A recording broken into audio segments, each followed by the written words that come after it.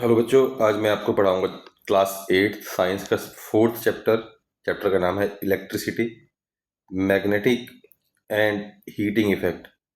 कि मतलब आप जब इलेक्ट्रिसिटी का यूज़ करोगे और उसको यूज़ करके दो इफेक्ट देखोगे इलेक्ट्रिसिटी का, एक मैग्नेटिक इफेक्ट देखोगे और एक हीटिंग इफेक्ट देखोगे। ठीक है। अगर मैं आपको कुछ एग्जांपल की बात करूं तो आप देख सकते हो कि जो इस चैप्टर में बताया गया है कि जो बच्चे साइंस एग्जीबिशन विजिट करते हैं तो वहाँ working model of lifting electromagnet, कि लिफ्टिंग इलेक्ट्रोमैग्नेट मतलब कि जैसे एक क्रेन सा बना होगा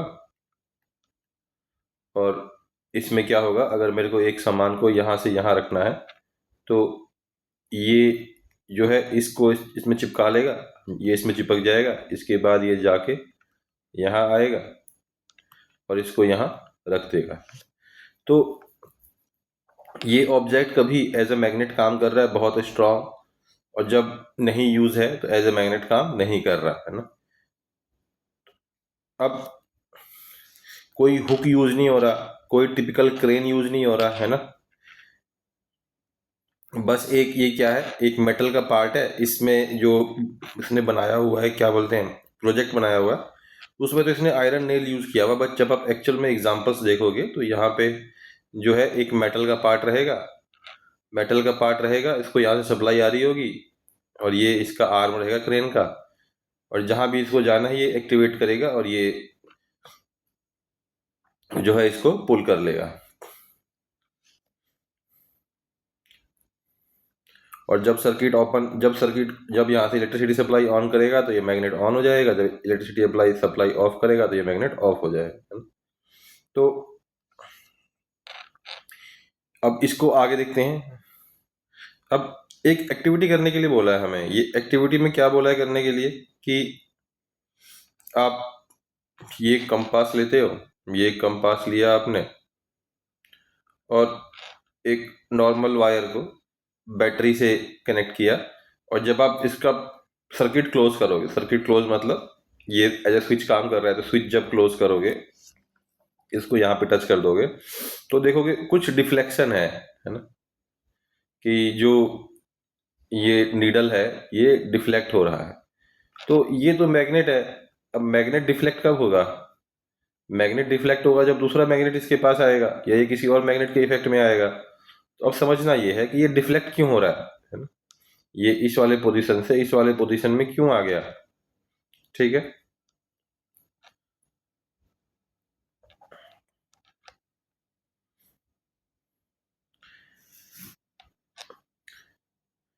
अब ये क्या कह रहा है कि जो हमने नोटिस क्या किया, हमने नोटिस किया जब करंट फ्लो कर रहा है सर्किट में, है ना, तो कंपास नीडल का जो है वो डिफ्लेक्ट हो रहा है ओरिजिनल पोजीशन से, और जब करंट स्टॉप हो रहा है तो नीडल, कंपास का जो नीडल है वो अपने ओरिजिनल डायरेक्शन में वापस आ जा रहा है। ये इस एक्सपेरिमेंट का हमारा क्या था, ऑब्जर्वेशन था।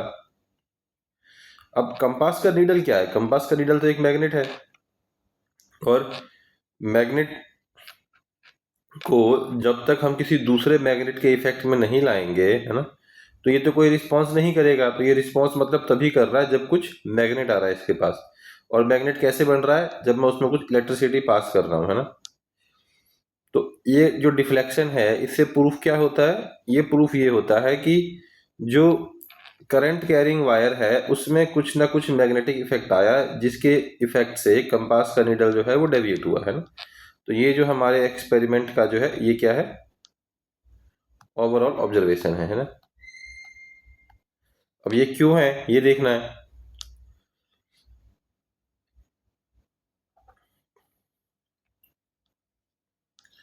तो जो एक और चीज है कि जो वायर के आसपास जिस एरिया तक कंपास का नीडल डिफ्लेक्ट हो रहा है ना, उस एरिया में क्या है, उसका इफेक्ट है। तो उसको इफेक्ट को क्या बोलेंगे, उस एरिया में क्या है, उसका मैग्नेटिक फील्ड। उस एरिया में क्या है, जो करंट कैरिंग वायर है उसका क्या है यहाँ पे, मैग्नेटिक फील्ड। ठीक है।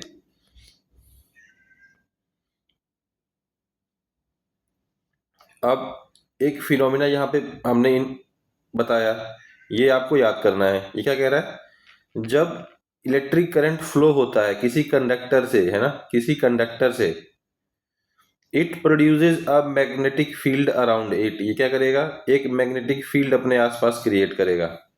इस फिनोमिना को क्या बोलते हैं, magnetic effect of electric current. क्या बोलते हैं इस फिनोमिना को, magnetic effect of electric current. थोड़ा सा डिटेल में बता देता हूँ, ज्यादा डिटेल में नहीं बताऊंगा, 1 मिनट। वैसे अभी उतना जरूरी नहीं है ये, बट थोड़ा क्लियर अंडरस्टैंडिंग के लिए मैं फिर भी आपको समझा देता हूँ। तो ये वाला देखो पहले आप, ये वाली इमेज देखो। इसमें आप देख रहे हो तो इसमें ये मैग्नेट दिखाया हुआ है आपको, है ना। तो मैग्नेट के 2 पोल्स होते हैं, एक नॉर्थ पोल और एक साउथ पोल, है ना।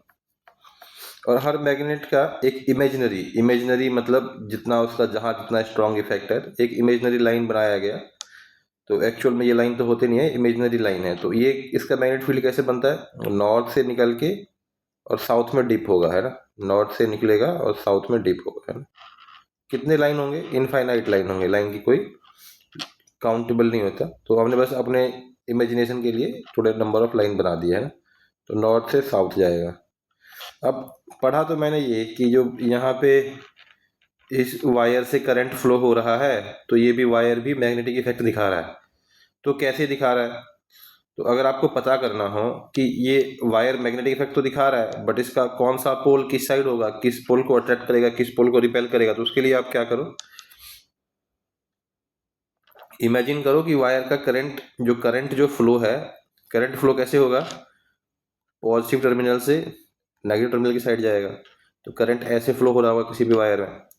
तो जिस डायरेक्शन में करंट फ्लो हो रहा है, उस डायरेक्शन में इमेजिन करके, एक्चुअल में जाके वायर को नहीं पकड़ लेना है, इमेजिन करके आप जिस डायरेक्शन में करंट फ्लो हो रहा है उस डायरेक्शन में आप अपना थंब रखो और वायर को ग्रिप करो, है ना, कर्ल करो अपने फिंगर्स को, वायर के चारों तरफ कर्ल करो। तो जब आप कर्ल करोगे तो कुछ ऐसा शेप हो जाएगा। जब ऐसा शेप होगा तो जो आपकी फिंगर्स हैं, फिंगर का जो डायरेक्शन है वो क्या बता रहा है, डायरेक्शन ऑफ मैग्नेटिक फील्ड। ये क्या बता रहा है, डायरेक्शन ऑफ मैग्नेटिक फील्ड। मतलब ऐसा कुछ है ना, इधर से मैग्नेटिक फील्ड आया, इधर गया, इधर से निकला, इधर गया, है। ये डायरेक्शन है। इधर से गया, इधर गया, ये क्या है, डायरेक्शन है। तो अगर आप डायरेक्शन की बात समझोगे तो मतलब जहां से निकलता है, निकल कहाँ से रहा है, यहाँ से।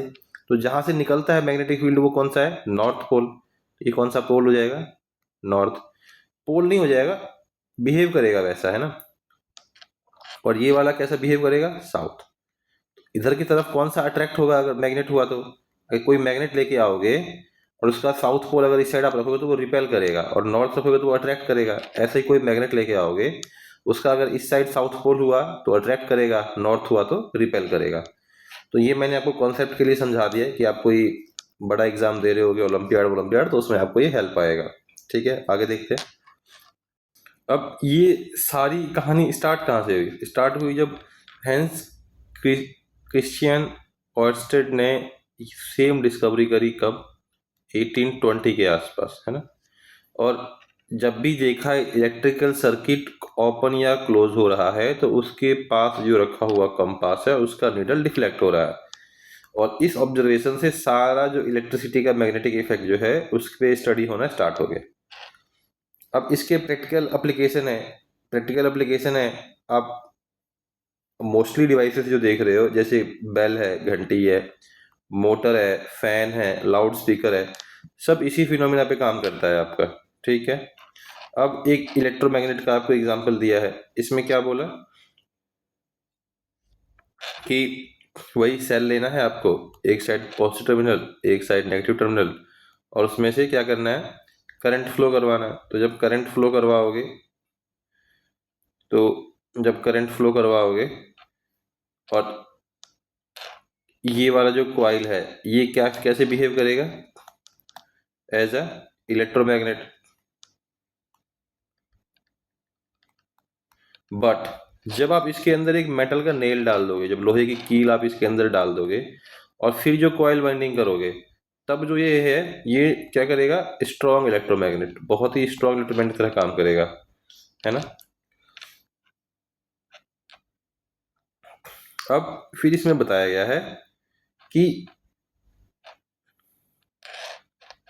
अब क्या बताया गया है कि कोई भी करंट कैरिंग कॉइल है ना, करंट कैरिंग कॉइल है, तो वो बिहेव करेगा जब उसमें करंट फ्लो कर रहा होगा, तब वो बिहेव करेगा एज अ मैग्नेट, और उसको क्या बोलेंगे, इलेक्ट्रोमैग्नेट। क्या बोलेंगे, इलेक्ट्रोमैग्नेट। क्यों इलेक्ट्रोमैग्नेट, क्योंकि मैग्नेटिक बिहेवियर आया बिकॉज ऑफ इलेक्ट्रिसिटी। ठीक है।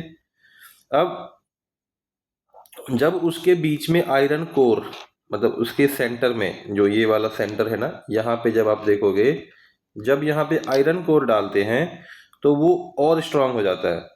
और इसके लिए आपको अगर रीजन समझेंगे हम बहुत डिटेल में बाद की क्लासेस में, क्लास 11th क्लास 12th में, तो उसका रीजन वहाँ पता चलेगा। बट आप जब भी देखोगे, कोई भी आप इलेक्ट्रोमैग्नेट देखोगे, तो उसके कोर में आयरन रखा होगा, आयरन। तो इस वाले पार्ट में हम यहीं तक देखते हैं, अगले पार्ट में फिर बाकी एक कॉन्सेप्ट देखेंगे आगे का। तो thank you for watching complete video. Before closing एक बार आप प्लीज़ लाइक एंड सब्सक्राइब कर दो चैनल को।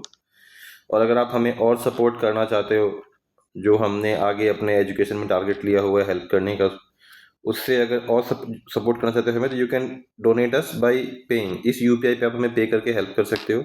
हमने अपना ईमेल आईडी और टेलीग्राम लिंक डाला हुआ है। अगर आप हमसे जुड़ के हमारे चैनल पे पढ़ाना चाहते हो, या आपको हमसे नोट्स चाहिए, 1-to-1 क्लासेस चाहिए, कोई स्पेसिफिक क्वेश्चन है जो आप पूछना चाहते हो इस चैप्टर से, तो प्लीज़ कनेक्ट विद अस, ये ईमेल आईडी और टेलीग्राम लिंक के through. Thank you again for watching complete video.